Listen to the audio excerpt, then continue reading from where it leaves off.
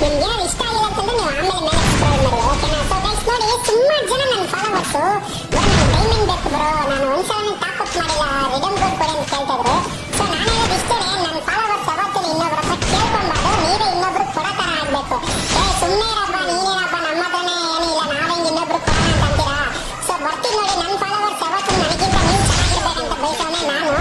So ನೋಡಿ guys ಸುಮಾರು ಜನಕ್ಕೆ ಗೊತ್ತಿರೋದಿಲ್ಲ ಡಬಲ್ ಡೈಮಂಡ್ ಯಾವ ತರ ಟಾಪ್ ಅಪ್ ಮಾಡೋದು ಅಂತ. ಸೊ ಗೊತ್ತಿರುತ್ತೆ ಡಬಲ್ ಡೈಮಂಡ್ ಟಾಪ್ ಅಪ್ ಮಾಡ್ಬೋದು ಅಂತ ಗೊತ್ತಿರುತ್ತೆ, ಬಟ್ ಅದು ಎಲ್ಲೋಗಿ ಮಾಡಬೇಕು ಅದಕ್ಕೆ ಲಿಂಕ್ ಇರೋದಿಲ್ಲ.